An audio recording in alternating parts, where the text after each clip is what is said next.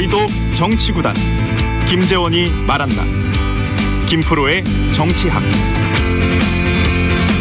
네, 여의도 최고의 전략가 정치구단 국민의힘 김재원 최고위원과 여의도 정치 구석구석을 들여다보겠습니다. 월간 김프로의 정치학 김재원 국민의힘 최고위원 나오셨습니다. 안녕하세요. 안녕하세요.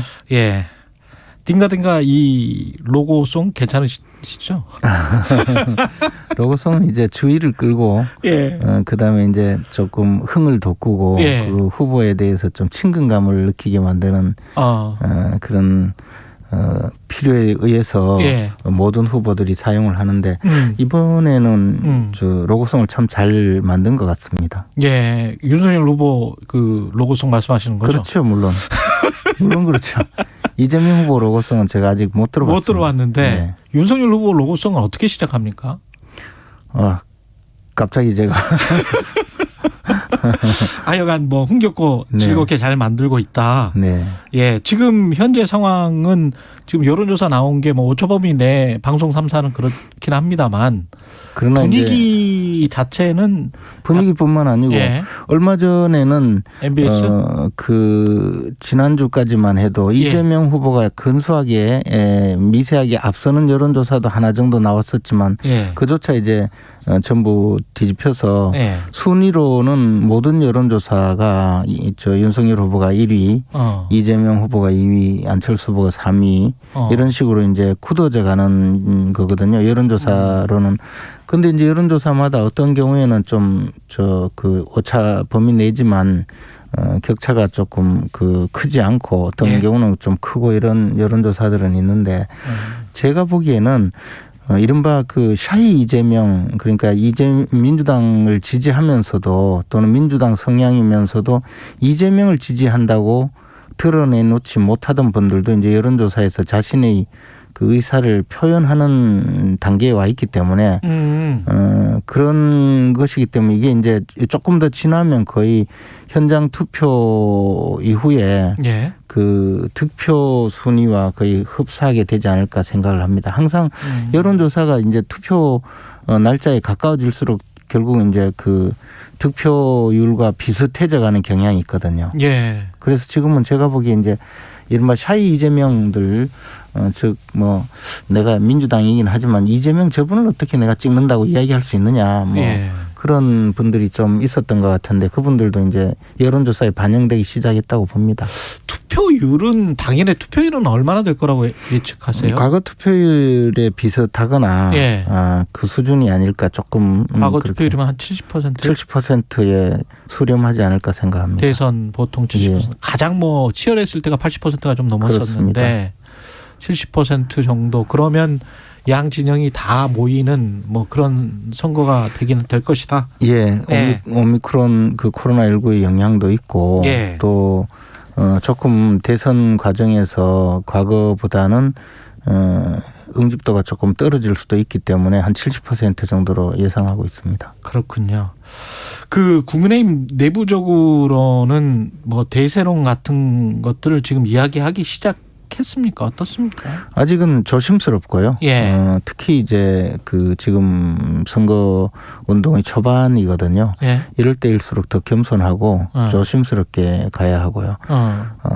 지금은 이제 예민한 시기이기 때문에 약간의 그 잘못도 커 보일 수밖에 없고 예.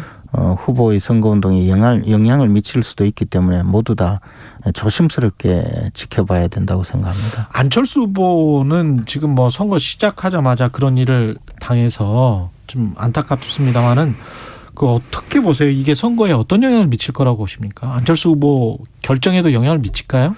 아무래도 뭐 안철수 후보의 그 결정이나 모든 그 안철수 후보의 앞으로 그 방향을 정하는 심리적인 저 상태에 영향을 미치지 않겠습니까? 저는 안철수 후보께서 이번 대선에 그 어떤 때보다도 더 강력한 의지를 가지고 출마를 했다고 느꼈었거든요. 예. 특히 이제 그 선거 이번 선거만은 끝까지 가서 자신의 정치적인 의지를 보여주겠다. 그리고 향후에 정치적인 입지도 다지겠다. 이런 생각으로 출마를 하셨을 텐데 예. 초기 단계에 그 그 선거운동원이라고 볼 수 있는 핵심 당직자 또 선거를 도와주는 분들이 사망하고 또 큰 그 피해를 입고 예. 또한 그 가장 그 우군인 부인께서 또 그 상당히 코로나 때문에 코로나19로 그 몸져 눕는 이런 상황이 그 굉장히 그 고통스러운 상황이라고 봅니다. 거기에 이제 야심차게 단일화 카드를 내세웠는데 사실 그 단일화도 단일화 카드도 제가 보기에는 안철수 후보께서 단일화 국면에서 우선권을 잡겠다는 의미로 그렇게 내세웠는데 지금 봐서는 뭐 그렇게 해서 그 단일화의 주도권을 잡지 못하는 그렇죠. 상황도 되고 이런 것이 굉장히 어려운 국면이라고 봅니다. 그렇지만 안철수 후보께서 지금까지 보여준 여러 가지 정치 결정 고비고비마다 보여준 결정의 방향으로 보면 오히려 이제 그 장례를 치르고 나서 그 완주를 선언하고 독자적으로 갈 가능성도 굉장히 높다고 봅니다. 완주를 선언하고 독자적으로 갈 가능성. 그게 안철수의 선택일 것이다. 그럴 가능성도 큰데요. 예. 또 다른 가능성은 어떻게 보세요? 어차피 이제 안철수 후보께서 지금 상당히 어려운 국면에 있기 때문에 그런 현실적인 그 선택을 조금 했으면 하는 바람은 있죠.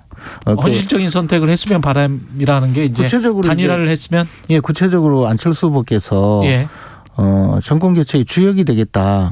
내가 정권 교체를 이루겠다 이런 각오를 밝히고 실제 선거 초반부터 또 대통령 후보로서 출마 선언을 하면서 지금까지 지속적으로 밝혀온 자신의 그 의지였거든요. 그렇죠. 그런데 지금은 이미 1, 2, 3, 4등은 거의 굳어져 가는 단계거든요. 이 상태로 끝까지 가면 제가 보기에는 제 개인적인 느낌으로는 정권 교체의 주역이 될 수는 없는 단계로 갔거든요. 그러니까 정권 교체의 주역이 되시려면 가장 확실하게 정권 교체를 이룰 수 있는 방법으로 그러니까 후보 단일화에 임해서 정권 교체의 주역이 될 수 있고 또 안철수 후보께서 윤석열 후보와 그 협의를 해서 뜻이 맞다면 안철수 후보가 정권 교체를 통해서 대한민국을 어떻게 바꿀 것인지 그런 정치적 이상을 실현하는 계기가 될 수도 있기 때문에 저는 아직도 안철수 후보께서 그런 열려 있다. 여러 가지 결정의 가능성을 두고 깊이 고민하실 거라고 생각하고 있습니다. 윤석열 후보는 지금 내부 홍준표 전 후보 그리고 유승민 전 의원 공개 회동 가지면서 이제 원팀이 완성됐다 이렇게 이제 평가를 해야 되겠죠? 이제 당내에서 그 뭐 원팀이 되는 문제는 완전히 이루어졌고요. 이제는 뭐 완전체로서 선거 운동에 임하고 있고 또 국민들께서 보시기에도 우리 당이 이제 하나가 되었구나라고 안심을 하는 단계가 되었다고 봅니다. 이제 사실은 우리가 그 정권 교체를 확실하게 이룰 수 있는 남은 그 일은 후보 단일화가 아닐까 생각합니다. 그렇군요. 유승민 전 의원의 역할은 뭐라고 생각을 하세요? 대선 기간 중에도 그렇고. 아마 종로에서 활동 유세도 하고 유승민 의원께서도 도와준다는 의지를 표명한 것 자체가 이미 실질적으로 후보를 도와주고 있는 것이고 앞으로도 뭐 그런 의지를 강하게 보여줄 수 있는 것이면 충분하다고 봅니다. 근데 윤석열 후보에 관한 뭐랄까요? 우려. 윤여준 전 장관은 이제 최강시사에서 검찰이라는 매우 높고 두터운 울타리 안에서만 평생을 보낸 분이라 세상 물정에 너무 어두운 거 아니냐. 세상 물정을 너무 모른다. 실례로 이제 그런 실언들을 실제로 많이 했었고 뭐 고등학교 기술고 예술고 과학고로 나누자 이미 나뉘어져 있는데 뭐 이런 것들을 이제 지적하는 것 같아요. 어떻게 보십니까? 근데 윤여준 전 장관께서는 뭐 파평윤 씨 집안에서 도우라고 하는 압력이 심하다며요. 압력이 심하다라고 말씀하셨고 실제 예. 돕겠다고 하셨는데 예. 왜 그런 말씀을 하시는지 모르겠는데. 아니 원로로서 뭐 또 예, 사실 이런 이제 우려가 있는 거 아니냐 이렇게 이제 지적을 하시는 거겠죠. 그런데 뭐 사실 예. 저 검찰에 있다고 해서 세상 물정 모르는 것도 아니고 검찰에서 다루는 이런 다른 공무원들 예컨대 예. 그 일반 공무원들보다는 훨씬 그 인간사의 그 면면을 들여다보는 일들이 더 많거든요. 저는 뭐 그 검찰에 있어서 세상 물정 모른다는 거는 검찰을 모르시는 이야기라고 생각하고요. 다만 예. 이제 후보 개인의 그 역량과 뭐 정치적인 저 판단 그리고 앞으로 이제 지도자로서의 자격, 예. 지도자로서의 자질 이런 문제를 따져야 되겠죠. 그런데 저는 그런 면에서는 윤석열 후보가 전혀 손색이 없다고 생각합니다. 검찰이라서 모른다는 거는 맞지 예를 않다. 들어서 검찰이 세상 물정을 다 한다. 그러면 오히려 이런 우려랑 맞닿아 있을 수 있을 것 같아요. 그러니까 검찰이 다 장악하는 검찰 공화국이 될 우려. 지금 말씀하신 것처럼 검찰 출신들이 세상을 다 안다라고 생각을 해서 검찰이 다 정치를 하고 검찰이 수사하고 검찰이 기소를 하면 검찰 공화국이 될 우려가 있다. 이런 지적에 관해서는 어떻게 생각하세요? 그런데 이제 검찰 공화국이라는 말도 사실 만들어낸 말인데요. 검찰권 행사는 수사의 영역이 한정되고 그것도 법과 원칙이 있고 그 모든 검찰의 행위는 검찰의 그 검찰권 행사는 법원에 의해서 통제가 되거든요. 예.